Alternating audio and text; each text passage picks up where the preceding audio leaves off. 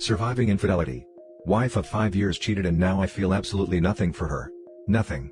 And that scares me. With updates. Original post. My, 34, wife, 32, Wendy and I met through friends 7 years ago, dated for 2 years and have been married for 5 years, just after I finished law school. I worked my tail off as an associate at my firm, putting in 60 hours a week for the first 2 years of our marriage. That effort paid off and I'm doing well professionally. Wendy was a teacher at a private school, but as soon as we got married, she quit so she could go back to school for her master's in education, and is currently in an educational doctoral program while working part-time. This was a bit of financial strain since I wanted to pay off my student loans as quickly as possible, but we managed. My wife had an old laptop that she was using when we started dating. I found it in a box in a closet. She said it crashed and wouldn't work any longer. I plugged it in, tried to turn it on. Nothing. When we met, Wendy took pictures of everything, primarily selfies of her with others. Knowing that she must have had some pictures of us from that time, I yanked the hard drive and looked at it. It seemed okay. The problem must have been somewhere else. Wanting to surprise her with pictures of when we first started dating, I waited until she left to go visit her sister before I plugged it into a SATA cable connector to my PC. There were pictures there. Plenty of pictures. Some were of us on dates, laughing, smiling. They brought back some good memories. But there were also others of her with different people. One person in particular I remembered. His name was Bob, and Wendy had dated him before me. There were lots of pictures of her and Bob. I wanted to grab only our pictures, so I thought the easiest way would be to organize them by date, figuring the latest pictures would be of only us. But when I clicked them by date, a lot of her pictures with Bob were jumbled up with pictures of us. I began to open the pictures one by one, and noticed that in a few of her pictures with Bob, where they were cuddling and kissing, she was wearing a necklace/locket that I had given her as a birthday present in the second year we were dating. I had to borrow the money from my brother to buy it. I looked at the dates on the pictures and a pattern emerged. On the days and weekends when school required my undivided attention, the times when she went to her mother's house or her sister's house to give me peace and quiet, she was meeting up with Bob behind my back. I was furious. It felt like fire ants were chewing on my brain, my heart, in my guts. I wanted to punch through the walls. But then something snapped, and I went numb. I began to see and think in very cold, analytical terms. I copied all of her pics, all of them, not just those I'd seen, to a flash drive. I packed a bag, grabbed some suits, took the thumb drive and went to stay with my brother across town. I left her laptop hard drive plugged into my PC with a picture of her kissing Bob on the monitor. The only note I left behind was a sticky note with an arrow on it pointing to the necklace/locket. Wendy tried to call me from her mother's house, if that's where she really was, but I didn't answer.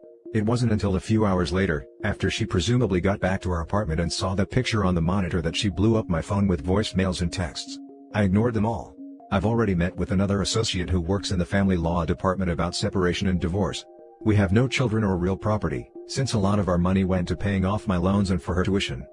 My firm has circled the wagons around me, so her calls go to voicemail. She's not allowed onto the property, security already turned her away. Wendy tracked me down at my brother's house, but he made it clear to her on the phone that if she tries to come over, he'll set his Dobermans on her. He told me she was screaming, sobbing, and begging on the phone. It didn't make me sad or happy, or anything. I felt nothing. My marriage is over, I've accepted that. But it's been 2 days and I still feel nothing. No pain. No anger. Nothing. How is it possible that I have no more feelings for her, no desire to ever see her again, no desire to reconcile? Now that I'm alone with my thoughts, feeling this nothing for her scares me. Is this going to last? Am I still in shock? Am I permanently broken? The upside is that I've never seen clear resolutions in my cases.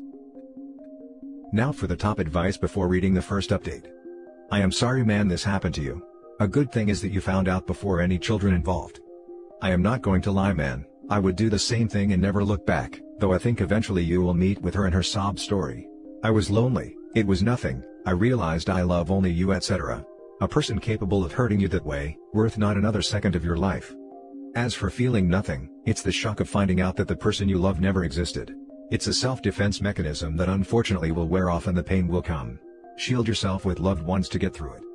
Mourn her then like she died, and move on to someone worthy. I was lonely, it was nothing. You know, to me this is even worse. To cheat on your partner and break their heart over a supposedly meaningless fling, would hurt me more than if my significant other fell in love with someone else, because sometimes feelings catch you by surprise, and that euphoria is hard to resist. Disclaimer, cheating is bad no matter what. I'm not excusing it in any way. The opposite of love isn't hate, it's indifference. As a fellow lawyer, I understand how hard the work-life balance can be.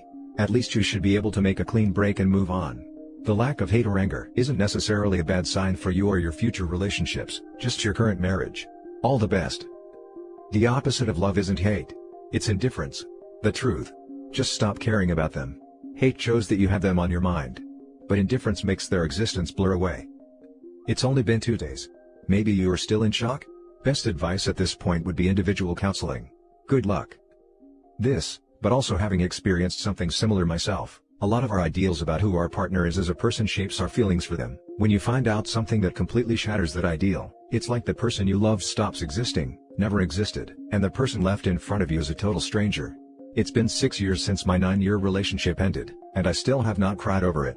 There was a small window where I missed them about 8 months out, but it was only because dating was an emotional pain in the neck and I missed the stability, and the distance started to rebuild some of those false ideals. Luckily, I did not entertain that rabbit hole, and my life is so much happier than I ever was before with that partner. Now for the first update. First, let me thank everyone for your replies. I'm overwhelmed by the positive responses and want to thank everyone who's experienced the same numbness for sharing with me. It helps to know that it's a normal response. I'll look into individual counseling in the near future. The associate at my firm handling my case, let's call her Gail, reviewed the other pictures on the flash drive and found quite a few where Wendy is cuddling/kissing Bob, and the engagement ring I gave her is easily discernible. When I was told this, I didn't feel any pain or anger, only elation. I smiled. Oddly enough, I asked Gail why this awful news made me happy. She said that it's because it vindicates every action I've taken since I left. I've been no contact with Wendy, and all communications have been through Gail, except for her family and friends who mistakenly think my brother and his wife will be a sympathetic ear. They're not. Gail's already prepared a separation agreement and scheduled a meeting with Wendy on Thursday afternoon. Gail made it clear to Wendy that if she isn't represented by a counsel, then I won't be attending. A word about Gail. I can't post her firm nickname, but let's just say if you think Pit Viper, you get the right idea. I'm glad she's on my side. We'll be filing the petition for divorce shortly.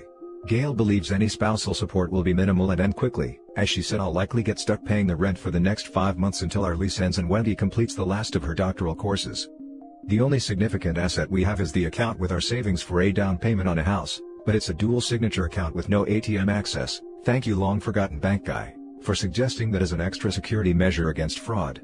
My sister-in-law went over to my apartment when Wendy was supposed to be at her part-time job to grab more of my clothes and personal items. She ended up listening to Wendy for a couple of hours. The Redditor who said Wendy would straight up lie about pretty much everything nailed it. The whole time sister-in-law was packing up my stuff, Wendy was telling one easily provable lie after another. Getting nowhere, Wendy asked sister-in-law, "Isn't there a guy in your background that just gets inside your head and you can't say no?" So, I guess that's my answer to why she cheated. Bob is a Jedi and Wendy is weak-minded. By the way, sister-in-law did answer her question. Yes, I married him. Spending time with my brother's family has kept me from feeling isolated. My nephews are crushing me in video game and I'm enjoying every second of it. Work's going great and the partner who oversees my department stopped by to tell me that he's really proud of how I haven't let this personal issue negatively affect my work. Well, that's it for now. Thank you to everyone that replied with supportive posts. I can't explain how much it helps to know I'm not the only one to go through something like this or the apathy I feel toward my soon-to-be ex. Now for some top comments before reading the final update. Sister-in-law's answer crushed it. You owe her big time. Congrats man. Glad your firm stood by you. Excellent, blindsided, regrouped, plan of action, pulled the ripcord, and safe landing. Besides your career, go do what you always wanted to do, learn to fly, sailing lessons, sailplane lessons, scuba, kiteboarding, race car driving lessons. You will meet new and interesting people while learning and having fun. Congratulations on achieving apathy toward your wayward wife. That is the state of being to aim for when ditching a cheater. Some of us have struggled for years to achieve the Zen of May. It appears that you are the anti-manipulation Jedi Master. Great job and good riddance to her. And now for the second and final update. Wendy found a lawyer. Gail and I met with them on neutral ground at another firm. We all had to wear masks due to COVID, which made it look like we were there to rob the place or something. It was the first time I'd seen Wendy since she left to go to her sister's/mother's house. Wendy looked like hell. Bloodshot eyes, dark bags underneath. Tear had streaked her makeup. The skin on her neck was covered in hives. I looked at her and felt nothing. More on that later. The second she saw me, Wendy blurted out that she was sorry for everything, that she loved me, that she couldn't live without me, that this was all a mistake. All the standard garbage. She tried to hug me, but Gail inserted herself between us, and told Todd to remind Wendy that she is not to speak directly to me or Gail, that she is to talk to Todd who will talk to Gail who will talk to me. Gail had told me to say nothing and keep a blank expression on my face. I thought this would be hard since I've been worrying about if my initial anger would return, but it didn't. I was still numb, kind of in a daze, like an out-of-body experience. Todd asked about reconciliation. Gail made it clear that we were there to review the separation agreement. Nothing else. Wendy yelled at me that we've been married for 5 years, and I shouldn't throw it all away over a mistake. Gail reminded Todd that Wendy was not to speak to me directly. Todd whispered something to Wendy and she momentarily got control of herself again.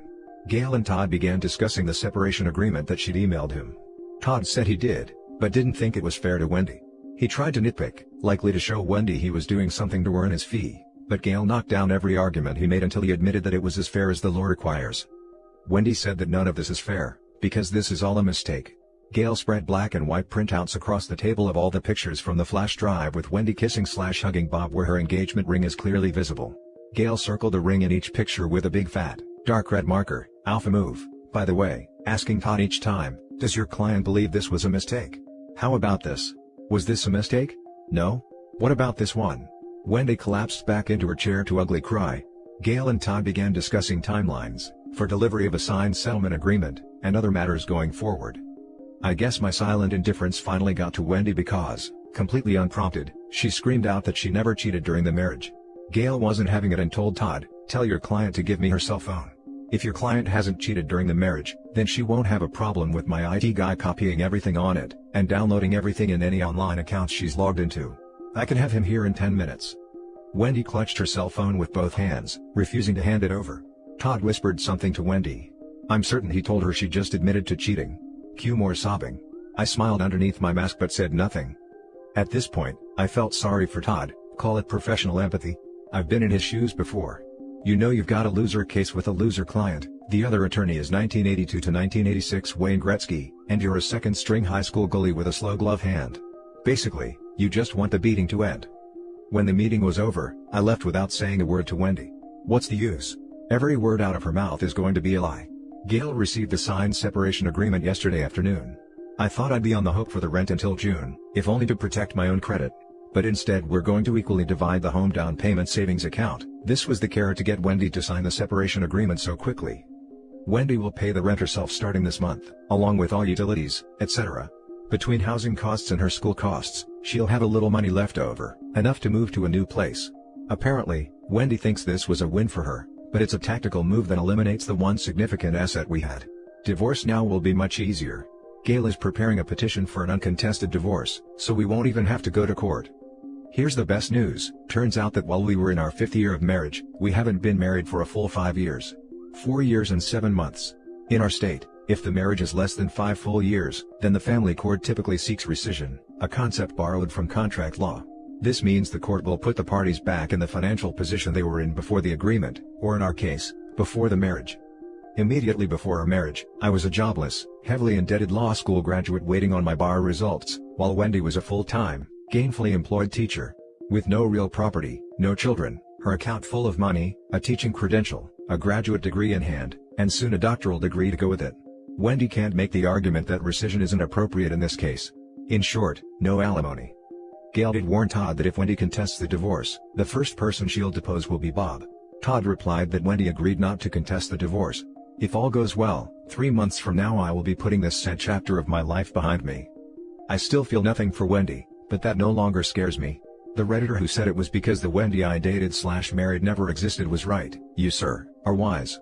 The Wendy I dated, fell in love with and married never existed. The person who cheated on me and lied to me, is a stranger. Our entire relationship was all a lie, an elaborate Plan B illusion that benefited her at my expense. I think my mindset also has to do with my first real job between college and law school, when I worked in commission sales. There was a phrase drilled into our heads, you have to get through a lot of no's to get one yes, so don't worry about the no's, don't waste your time and effort on them, and you'll find your yeses a lot faster and easier. Wendy was a no and I wasted too much time and effort on her already, so no more. Friends, family and coworkers have noted that my smile is back, and to be honest, I feel better than I have in years. But just to be on the safe side, I have scheduled a few phone/video appointments with a therapist. We'll see how that goes. This will likely be my last update. Thank all of you again for your support and wisdom. If I can repay your excellent advice with some of my own, if your spouse cheats on you, talk to a lawyer as quickly as possible, and then listen to what your lawyer tells you to do. And that's it for this video guys. If you have thoughts to share, leave a comment below. Don't forget to hit like and subscribe if you like this content. I'll catch you in the next one. Good day everyone.